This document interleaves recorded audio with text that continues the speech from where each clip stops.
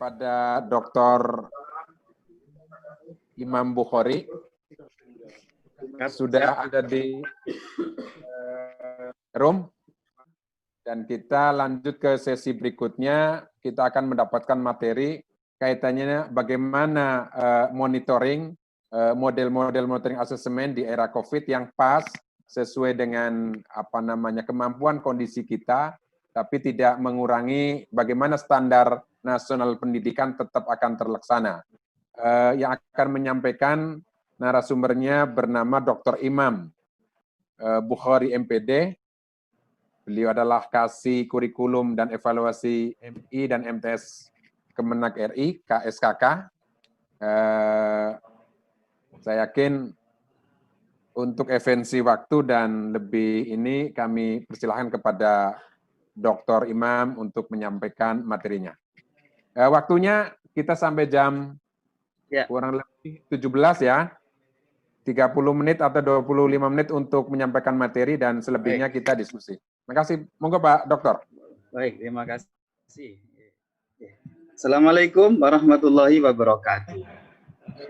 Alhamdulillah wassalatu wassalamu amma ba'da fala haula wala quwwata illa billah. Mari kita baca suratul Fatihah dulu mengawali sesi ini. Semoga manfaat berkah untuk kita semuanya. Wabil khusus semoga semua peserta didik kita hatinya difutuh oleh Allah Subhanahu wa taala. Ila diniyah wa ila khamsul salam man sabi sunnah hadim masjid Nahdlatul Ulama. Suratul Fatihah. A'udzu billahi minasyaitonir rajim. Bismillahirrahmanirrahim. Iyyaka na'budu wa iyyaka nasta'in. Ihdinas siratal mustaqim. Shiratal ladzina an'amta 'alaihim ghairil amin. Baik, kali ini saya akan mempresentasikan tentang bagaimana mendesain evaluasi terhadap program pembelajaran jarak jauh ini. Kira-kira 5 hal ini insya Allah akan kami sampaikan, dan berikutnya nanti akan diperdalam melalui. Ini bisa dilihat Pak, PowerPoint saya ini ya, bisa ya? Oke, jelas. Oke, baik. Bapak Ibu sekalian. Bisa, Pak. Lanjut Pak. Ya, baik Bapak Ibu sekalian, saya mengawali dulu dengan pemahaman bahwa pendidikan dan pembelajaran yang kita desain berupa PJJ, pembelajaran jarak jauh, itu merupakan sebuah sistem yang artinya ya nggak bisa berdiri sendiri, tapi selalu terkait dengan komponen-komponen lain. Apa itu? Ini, bahwa pembelajaran yang kita kelola di dunia pendidikan itu ibaratnya seperti pabrik. Itu berawal dari peserta didik kita ini sebagai bahan mentah yang akan dikelola dalam proses pendidikan untuk mencapai suatu tujuan pendidikan yang kita tentukan untuk menghasilkan sebuah outcome. Nah, outcome pendidikan itu hasil akhirnya ada 2, mungkin diharapkan untuk bisa masuk ke dunia pendidikan yang lebih tinggi, atau dia langsung masuk ke 2D, dunia usaha dan dunia industri, serta akhirat.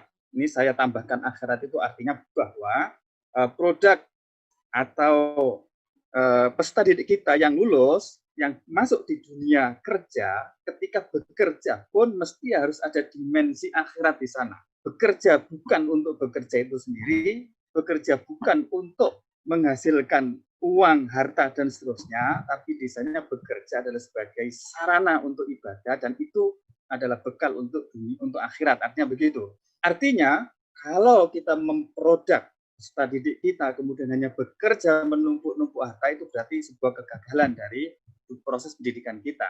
Nah, itu yang saya maksud dengan bahwa dunia anak-anak kita yang masuk di dunia usaha dan industri itu mesti harus diwarnai dengan paradigma keakhiratan itu.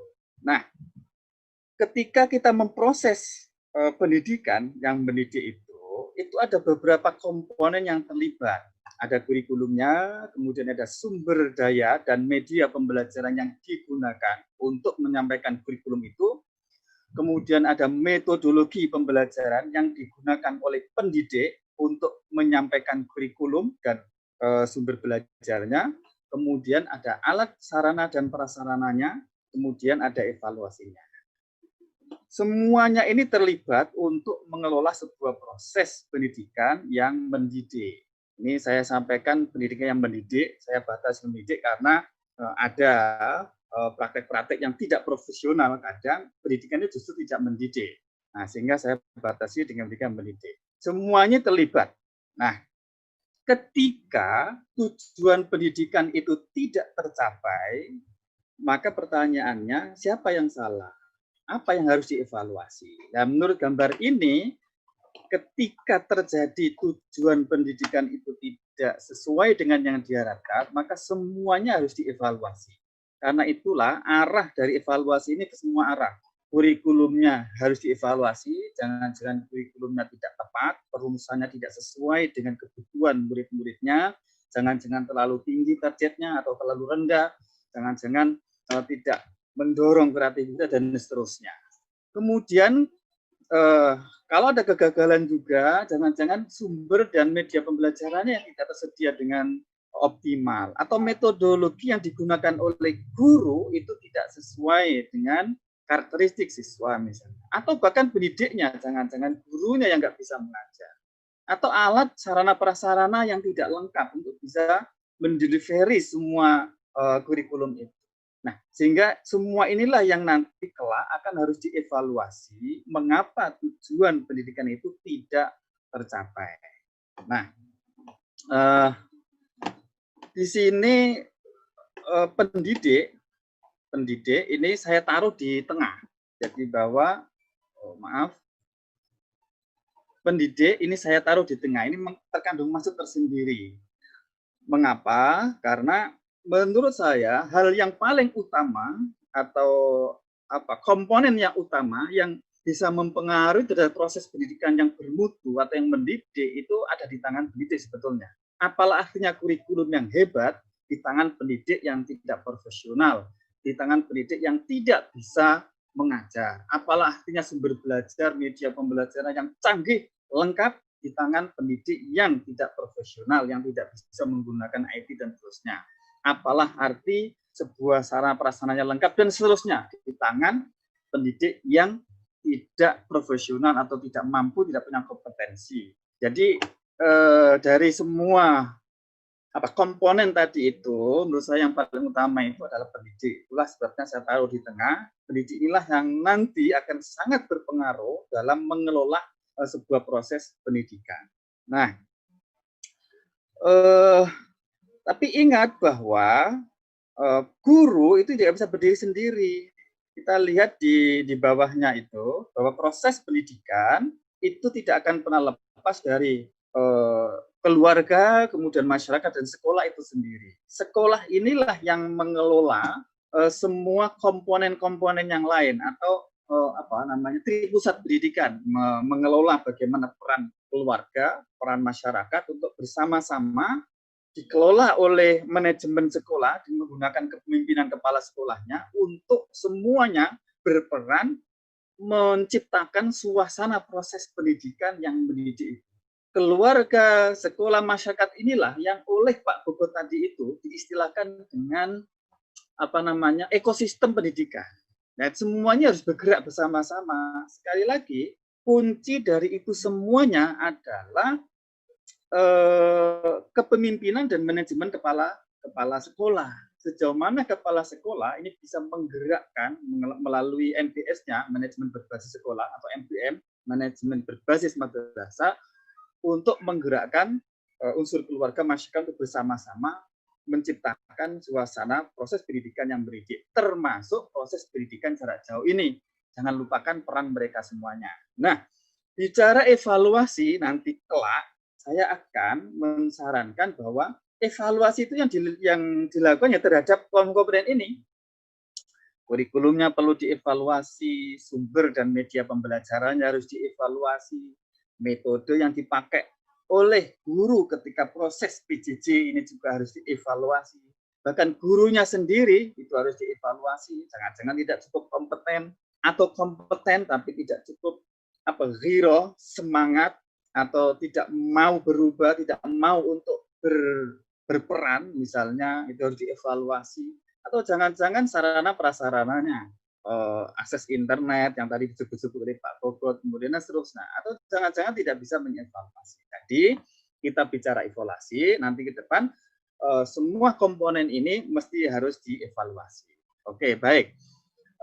Konsep evaluasi sebetulnya ini konsepnya, bahwa evaluasi itu adalah sebuah proses untuk pertama itu mengumpulkan data dari subjek atau tentang objek yang diteliti itu, kemudian dari data itu dikumpulkan, tentu ada persiapannya, misalkan menentukan tujuan dan seterusnya.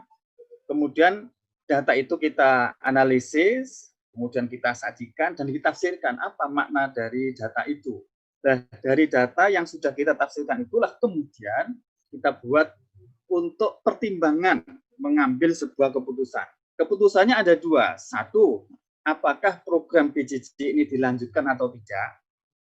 Atau yang kedua, untuk perbaikan terhadap aspek-aspek kelemahan dan kekurangan dari PJJ yang diterapkan.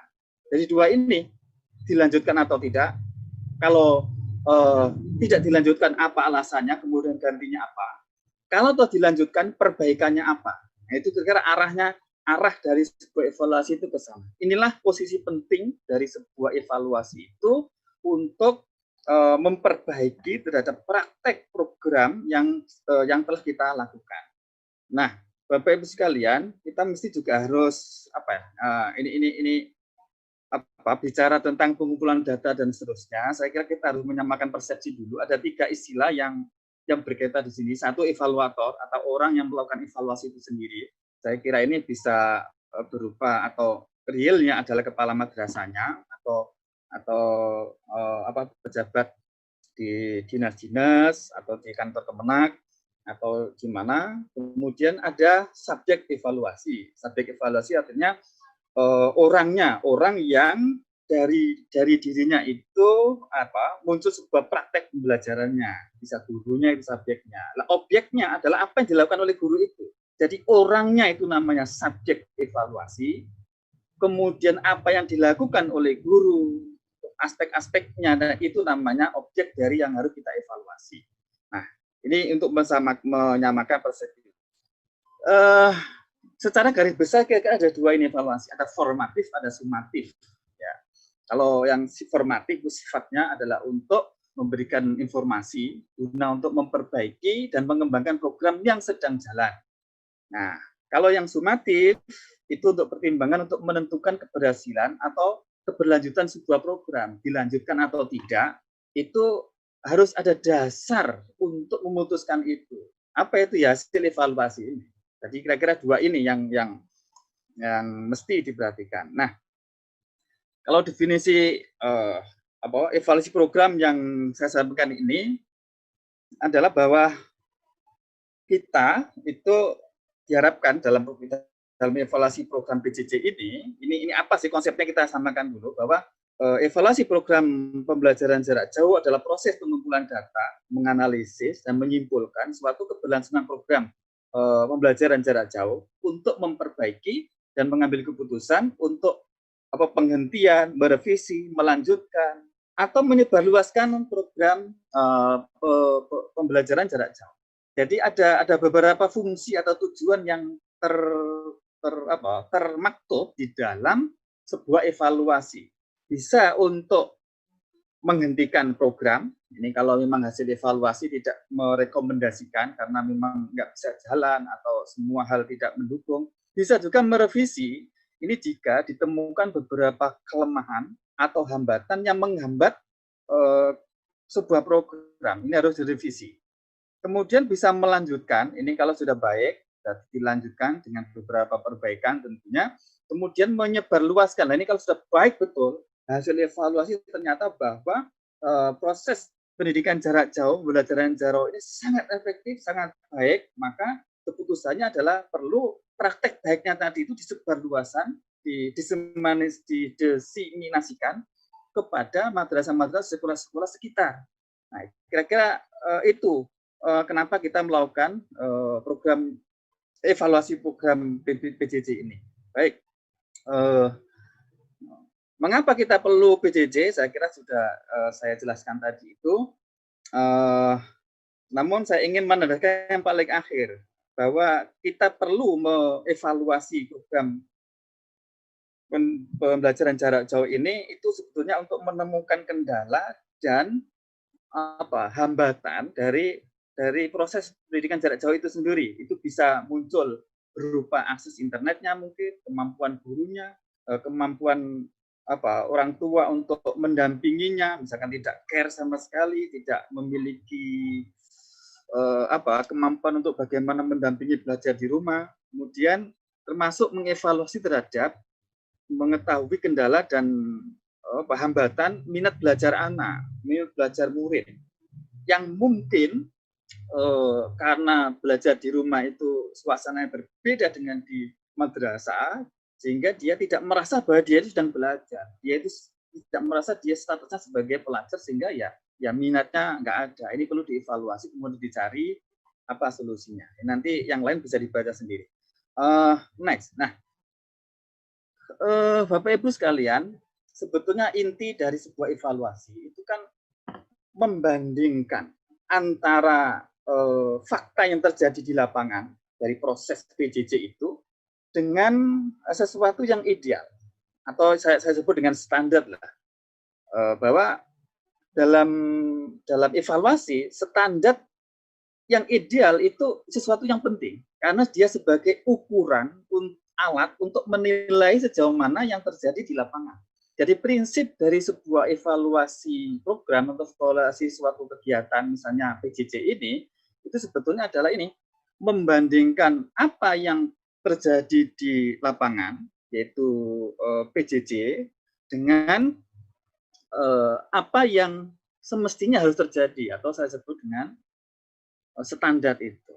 Karena itu sekali lagi posisi sebuah standar itu menjadi sangat penting. Detailnya silakan nanti dibaca. Next. Nah, standar atau kriteria atau indikator itu bisa kita kembangkan dari ini sebetulnya. Tadi kan saya bicara tentang standar ini atau sebuah ukuran baik buruknya. Nah, pertanyaannya bagaimana kita menyusun sebuah kriteria, sebuah indikator, sebuah standar yang menjadi ukuran tadi. Nah, sumber dari kriteria atau indikator itu dari ini. Satu, bersumber dari peraturan atau ketentuan yang melatar belakangi dikeluarkannya program. Kalau bicara hal ini ya keputusan bersama dari 6 menteri kemarin itu kita jadikan sebagai standar utama, kemudian turunannya adalah panduan-panduan yang dikeluarkan oleh Kementerian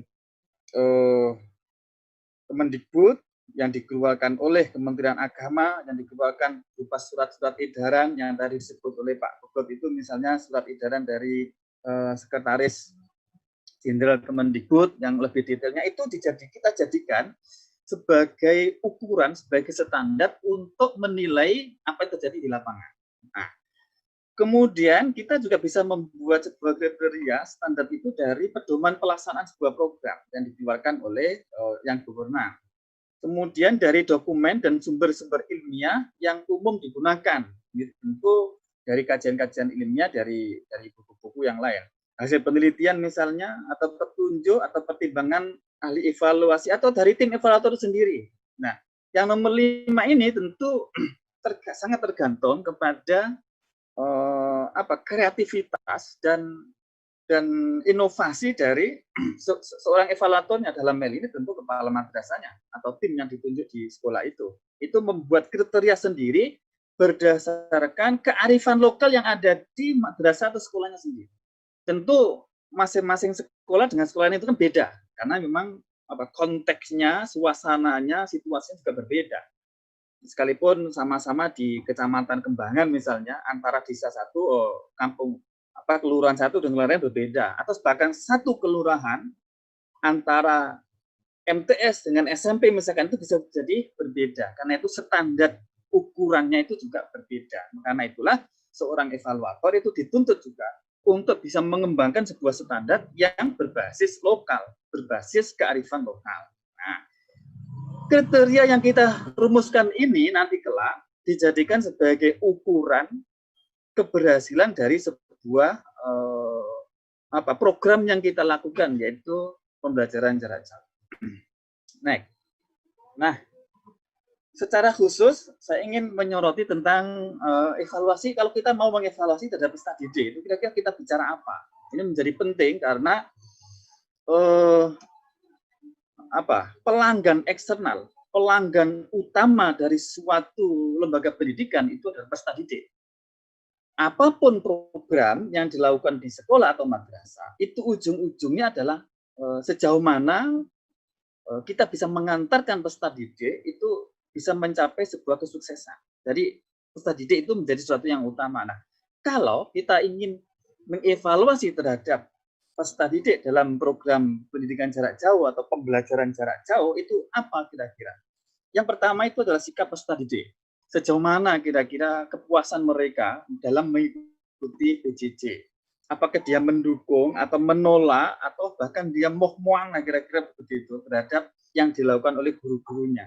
Kemudian bagaimana perasaannya ini harus kita ungkap melalui evaluasi itu. Kita tanyakan, misalnya kita buatkan angket untuk mengumpulkan datanya, kita analisis kenapa bisa terjadi seperti itu dan seterusnya. Yang kedua, peningkatan kompetensi dengan program PJJ itu. Apakah dengan program PJJ itu ada hal baru yang diterima oleh anak-anak kita? Sejauh mana tujuan belajarnya tercapai? Kemudian apakah ada penambahan keterampilan, kemampuan? Apakah sikapnya juga bertambah?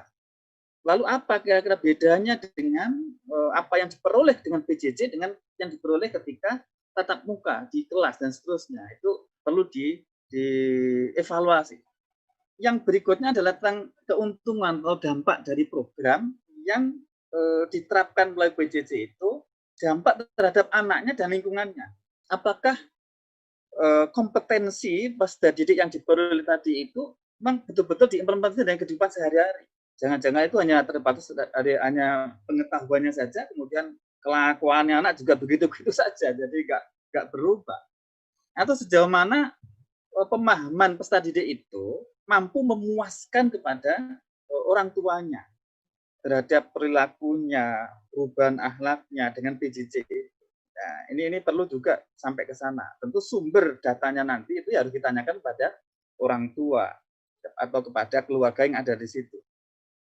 Nah, berikutnya dievaluasi tentang apakah PJJ itu sudah relevan dengan kebutuhan dan dipakai dalam kehidupan peserta didik anak-anak kita. Jangan-jangan programnya antara apa yang dilakukan dalam proses pembelajaran sama sekali tidak bersentuhan, bersinggungan dengan apa yang dirasakan oleh anak, kebutuhan anak. Ini harus dievaluasi. Ini kira-kira khusus tentang kalau kita ingin mengevaluasi terhadap peserta didik itu 3 hal pokok ini yang mesti harus terungkap.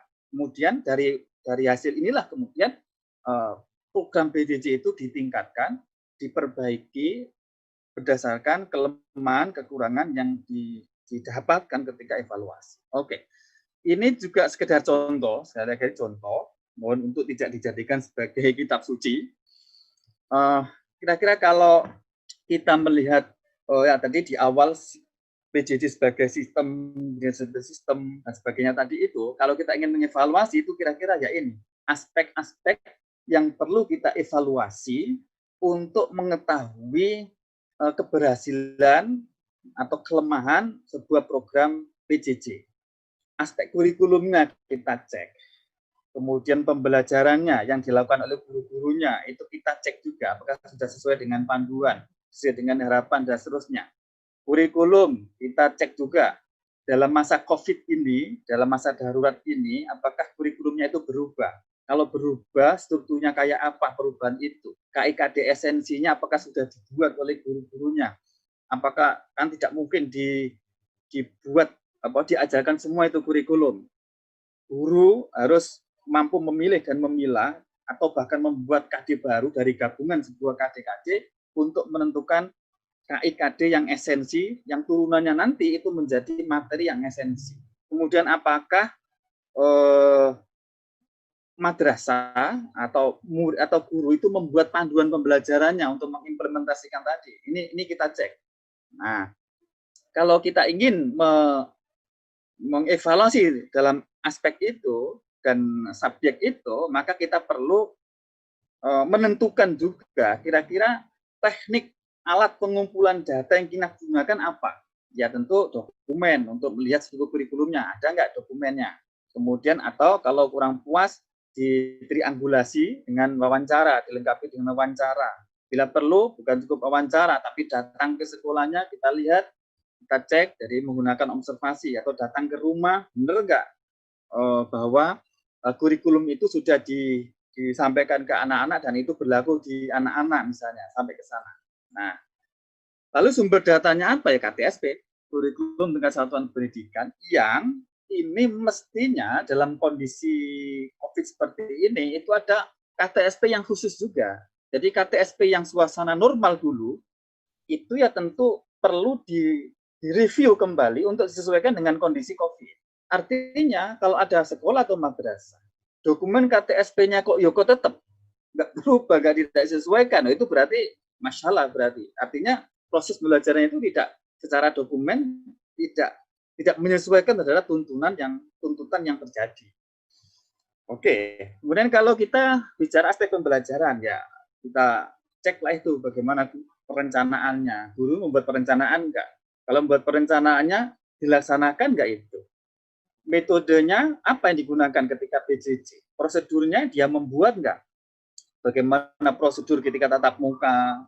Kalau kita menggunakan blended misalnya ya. Kemudian ketika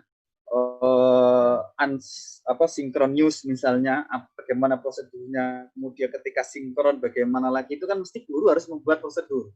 Nah, kalau toh sudah membuat, apakah itu diterapkan? Jadi semuanya kita evaluasi sekali lagi untuk menemukan apakah PJJ itu efektif apa tidak, kendalanya apa, kekurangannya apa, keunggulannya dan seterusnya. Oke.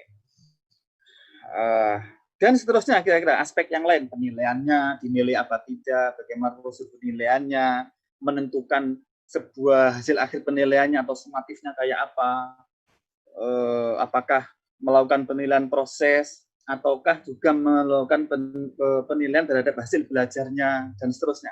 Kemudian media dan bahan ajar yang digunakan, ini perlu dievaluasi. Sarana prasarananya, anggarannya, gurunya bahkan. Nah, setidaknya bicara gurunya yang paling penting. Terkait dengan kesiapan guru menggunakan IT, kompetensi guru untuk membuat media pembelajaran, kompetensi guru untuk menggunakan metode jarak jauh ini dan seterusnya, ini harus kita cek, kita evaluasi. Peserta didiknya tadi bicara di awal, kemudian dukungan manajemennya, apakah kepala madrasah itu sudah membuat sebuah sistem tersendiri dalam manajemennya untuk mengatur suasana COVID ini, itu dicek. Kalau tadi menurut Pak Guru itu ada 8 poin itu yang mesti harus muncul di dalam dokumen manajemen ini. Apakah ada timnya, apakah ada aturan ini, itu dan seterusnya. Ada 8 poin tadi itu. Kemudian tidak lupa yang penting juga aspek orang tuanya, bagaimana dukungan dan seterusnya. Nah, ini kalau kita ingin menerapkan sebuah model PJJ, salah satunya kan ini yang setidaknya yang hingga kini lah paling ideal kayaknya begitu, yaitu blended learning. Pertanyaannya, bagaimana kalau kita ingin mengevaluasi terhadap implementasi blended learning? Nah, blended learning kan ini sebetulnya ada sinkron, asinkron. Nah, masing-masing ruang, yaitu ruang 1, 2, 3, 4, itu juga harus dievaluasi. Jadi nanti khusus untuk proses pembelajarannya ya, proses pembelajaran jarak jauhnya, Bapak Ibu bisa mengevaluasi dengan pedoman ini. Apa yang dilakukan di ruang 1, ruang 2, ruang 3, dan ruang 4. Nah, ini tadi mungkin yang disampaikan Pak Gogot, mungkin saya ingin memperdalam lagi bahwa Bapak Ibu sekalian, kalau kita ingin melakukan PJJ, itu sebetulnya yang harus kita lakukan itu masing-masing di ruang 1, 2, 3, dan 4. Bentar, macet. Oke. Ini. Di ruang 1, ini yang oleh Pak Gogot tadi itu disebut dengan school visit atau kunjungan kepada sekolah. Kunjungan di sekolah, anak-anak kumpul di sekolah, itu di ruang 1. Nah, bisa juga kalau itu tidak terjadi, tetap ada tatap muka, tapi di maya. Jadi tidak datang secara fisik, tapi difasilitasi dengan misalkan Zoom seperti ini. Nah, apa gunanya? Ya untuk menyampaikan materi atau prosedur atau bahan ajar yang dibuat oleh guru. Nah, setelah itu disampaikan, maka masuk ke ruang 3 untuk dipelajari secara mandiri oleh anak-anak kita. Nah, tapi anak-anak kita jangan lepas sendirian, belajar semaunya, harus dikontrol, kira-kira ada masalah apa tidak, itu di ruang 4. Di ruang 4 inilah ada proses namanya pendampingan melalui chat WA, grup WA. Pak Dokter, mohon maaf, waktunya mungkin nanti ada. Berapa lagi? Berapa menit lagi? Berapa menit lagi? Oke, baik. Bapak Ibu sekalian, kalau kita ingin mengevaluasi dari praktek pembelajarannya, 4 kolom ini, ruang 1, 2, 3, 4, ini harus dievaluasi masing-masing aspeknya itu secara detail. Itu khusus untuk praktek pembelajaran jarak jauhnya. Nah, ini saya ingin menampilkan pilihan lain ya, pilihan lain dari apa yang saya sampaikan tadi itu. Misalkan kita mengevaluasinya bisa menggunakan model yang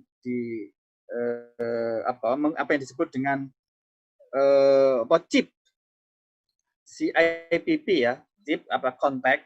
Jadi ini untuk mengevaluasi terhadap konteks dari pembelajaran PJJ itu, kebutuhannya apa, tujuannya apa, karakteristik dari peserta didiknya kayak apa, itu harus dianalisis. Kemudian inputnya itu adalah sebetulnya kesiapan semuanya untuk mengimplementasikan. Ini bisa dari kesiapan gurunya, sarana prasarananya, dananya, prosedurnya, kemudian apalagi sistemnya dan seterusnya, ini dievaluasi, kemudian proses pembelajarannya dan produknya.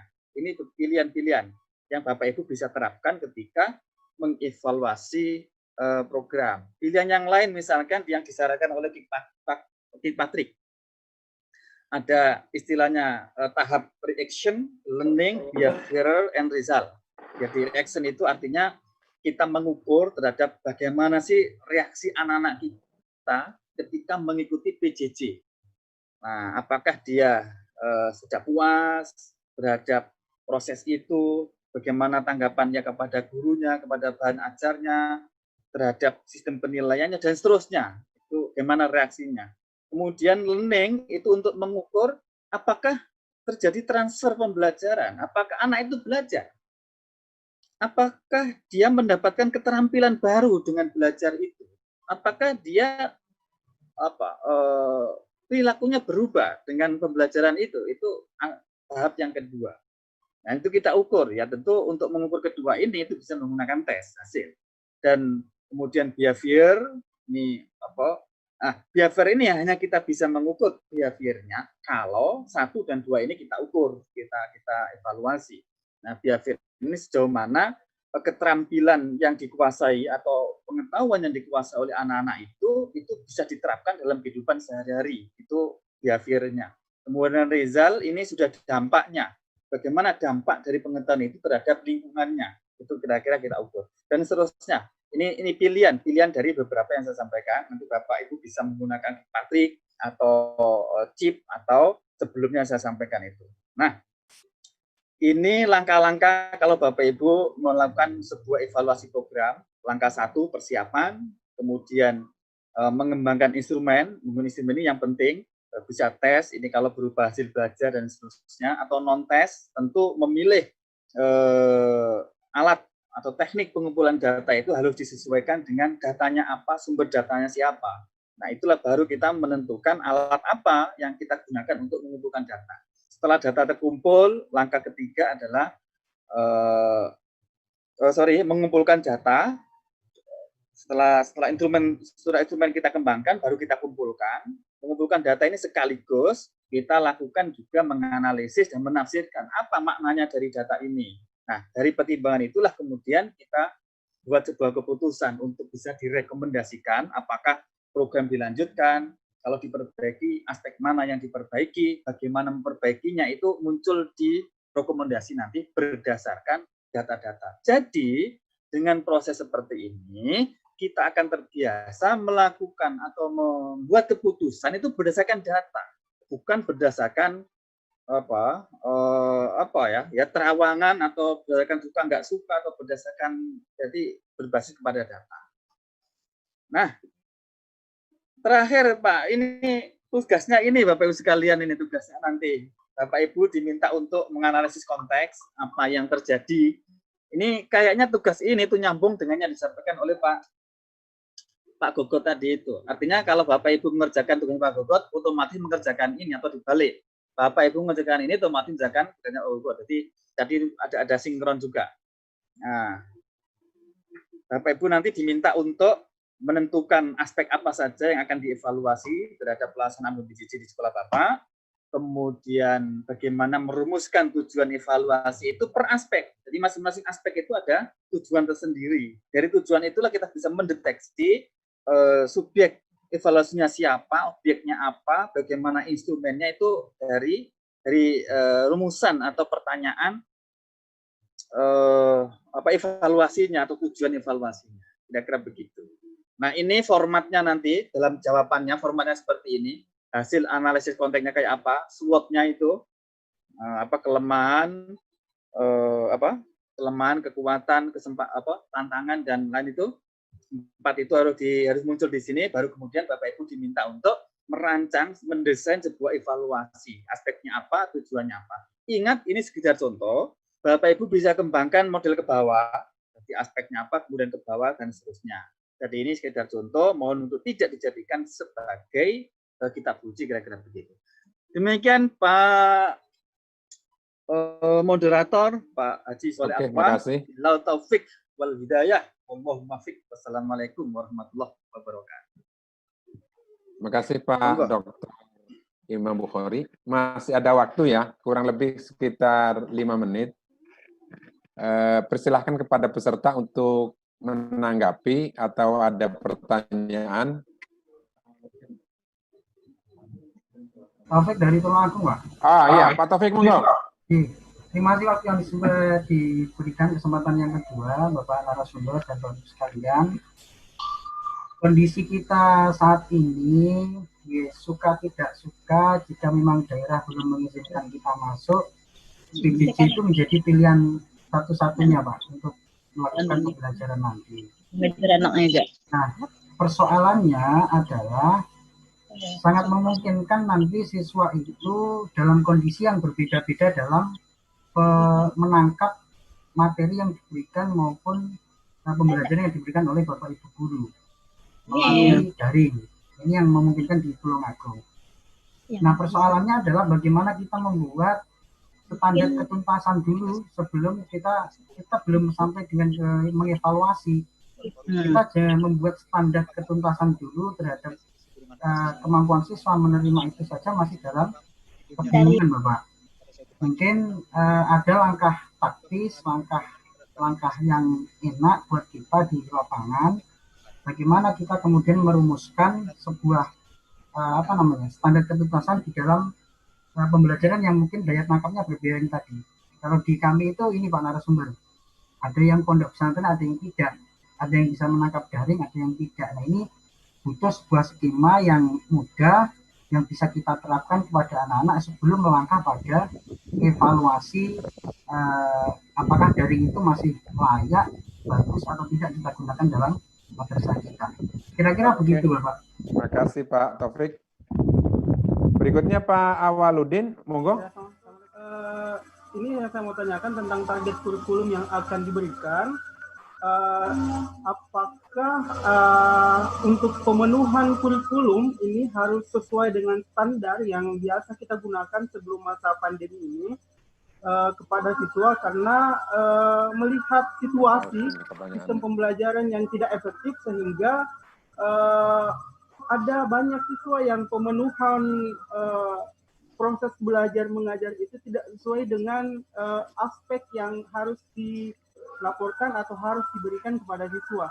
Jadi saya lebih berpikir di sini apakah kurikulumnya itu harus standar isi harus sesuai dengan sebelum pandemi atau bisa diperkecil lagi sehingga anak-anak bisa dapat lebih fokus tentang satu materi saja.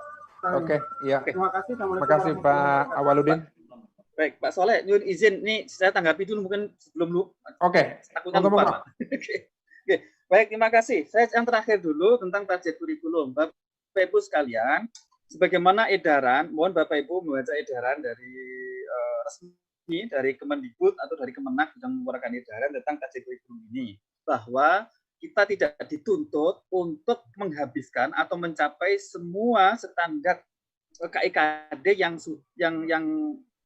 normal itu. Nah, terus gantinya apa? Karena tidak mungkin mencapai secara keseluruhan derajat target KIKD itu, maka yang dilakukan oleh Bapak Ibu adalah memilih dan memilah materi-materi esensi dari KIKD yang ada. Nah, materi-materi esensi itu bisa berupa gabungan dari beberapa KIKD, kemudian kita rumuskan KD yang baru dari gabungan itu menjadi materi esensi. Atau itu bisa terjadi antar mata pelajaran. Misalnya fikih dengan akidah akhlak. Ternyata ada beberapa KD yang sejalan, mirip, atau bisa ditempuh dalam satu KD baru. Kita rumuskan dalam bentuk KD baru yang bisa mencakup 2 KD antar mata pelajaran itu silakan. Nah, itulah kemudian yang kita buatkan materi ajarnya, kita desain pembelajaran jarak jauhnya. Jadi seperti itu. Karena itu nanti konsekuensinya penilaian hasil belajar pun berbeda. Penilaian hasil belajar tidak berbasis kepada KIKD yang ditentukan. Jadi kita membuat indikator baru, kemudian bahkan tidak menyarankan hasil belajar berupa angka-angka. Disarankan difokuskan kepada keterampilan abad 21 itu, yaitu bagaimana kreativitas dan inovasinya, bagaimana tingkat kolaborasinya anak ketika belajar, kemudian bagaimana komunikasinya, keberanian dia dalam proses pembelajaran jarak jauh itu, berani bertanya, rasa ingin tahu, seperti itu yang kita nilai. Itu saya kira lebih bermakna daripada kita terjebak kepada menilai berupa angka-angka terhadap pencapaian KD yang itu sulit untuk diterapkan di masa pandemi ini. Jadi disinilah ini menyambung pertanyaan ke pertama tadi itu, kita jangan terpaku kepada tuntunan praktis. Sejak tadi di awal itu saya banyak mendengar pertanyaan yang sifatnya itu minta panduan praktis. Ini tidak disarankan Bapak Ibu. Justru di masa COVID ini kalau konteks madrasah, kepala madrasah didorong untuk berani melakukan inovasi yang tidak wajar selama ini. Lakukan saja, sekalipun salah. Kemudian kita belajar dari kesalahan itu untuk memperbaiki diri. Jadi ini kuncinya. Kalau Bapak Ibu menunggu atau menyesuaikan apa adanya dari panduan itu, bisa jadi panduan tidak sesuai dengan konteks Bapak Ibu. Panduan yang dikeluarkan oleh kementerian itu bisa jadi tidak sesuai dengan konteks yang terjadi di madrasah atau sekolah Bapak Ibu. Disitulah peluang inovasi itu ada. Lakukan saja, sekalipun salah. Nanti pasti Allah Subhanahu wa Ta'ala mengutus hambanya untuk mengingatkan kesalahan kita dengan cara apapun. Termasuk dimarah-marahi oleh pengawas. Itu adalah cara Allah mengingatkan kita. Termasuk dipanggil oleh dinas, dimarah-marahi. Itu cara Allah Subhanahu wa Ta'ala mengingatkan kesalahan kita agar tidak terulang lagi. Kemudian kita perbaiki itu, lakukan yang baru lagi. Itu kira-kira Bapak Ibu sekalian. Jadi tidak terpaku kepada panduan-panduan yang ada. Yang berikutnya tentang, saya kira sudah terjawab lah, siswa yang berbeda-beda misalnya tadi itu. Justru itulah kita perlu mengevaluasi. Kalau ini istilahnya bukan evaluasi, sebenarnya asesmen namanya. Beda antara asesmen dan evaluasi. Kalau asesmen itu melakukan pengumpulan data untuk program yang baru. Tapi kalau evaluasi itu program berjalan, kemudian kita kumpulkan data untuk melihat efektivitasnya, itu namanya evaluasi. Yang pertama tadi itu assessment, mungkin yang pertanyaan pertama itu jawabnya adalah kita perlu melakukan assessment terhadap kesiapan anak, karakteristik anak, kemudian kondisi kesiapan dari aspek sarana prasarana dan seterusnya itu, kemudian baru kita membuat program assessment namanya. Itu kira-kira jawaban saya. Semoga memuaskan. Oke, terima kasih Pak Dr. Imam Bukhari. Saya pikir cukup ya, karena waktunya sudah menunjukkan jam 17:05. Terima kasih. Saya yakin sudah cukup komprehensif kaitannya dengan materi ini. Tinggal tadi tugas yang sudah disampaikan, ya. Mohon maaf, bisakah saya kembali untuk menyampaikan yang pertama yang nggak bisa tantang tayang tadi, Pak? Ya, monggo. Jadi begini Bapak Ibu, saya ingin di kesempatan ini itu menyampaikan sebuah paradigma baru atau saya sebut dengan dimensi baru yang harus kita terapkan di dunia pendidikan, terutama di Ma'arif. Jadi pendidikan Ma'arif harus berbeda dengan yang lain. Yang membedakan adalah bahwa dimensi pendidikan kita itu harus mampu menggabungkan sebuah tindakan yang antara duniawi dan ukhrawi itu sesuatu yang satu, tidak boleh dipisahkan. Buktinya nanti tolong dicek di surat Al-Ahzab ayat 66 sampai 68 misalnya.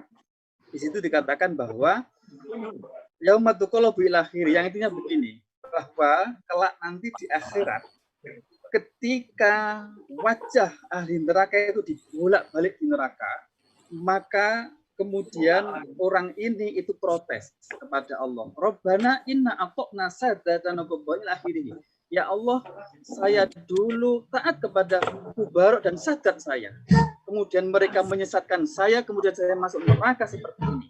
Kemudian orang ini pun menuntut kepada Rabbana atihim di'afaini minal azab wal anhum la'nan katsira. Ya Allah, timpahkanlah kepada sadat dan kubarok saya itu 2 kali lipat dari azab yang saya terima ini, dan enggak cukup itu, wal anhum la'nan katsira. Laknat mereka dengan laknat yang sangat besar. Bapak Ibu sekalian, apa sadat, apa kubarok? Masuk dalam kubarok adalah guru dan orang tua. Artinya apa?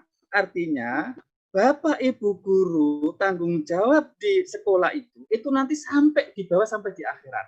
Nah, maksud saya begini, persepsi dan pandangan cara berpikir akhirat seperti inilah yang harus mewarnai dalam tindakan kita sehari-hari di sekolah atau di madrasah. Kira-kira begitu yang saya ingin pesankan. Jadi jangan pernah dipisahkan antara aktivitas ngeramut madrasah, ngeramut sekolah itu dipisahkan dengan aktivitas ibadah. Kalau tidak ditenagai dengan pemahaman ibadah, tiwas capek dan tiwas ngeluh tok Bapak Ibu sekalian. Yang bisa menenagai kita itu ya, karena di situ ada unsur ibadahnya, ada unsur pahala, ada unsur itu semuanya.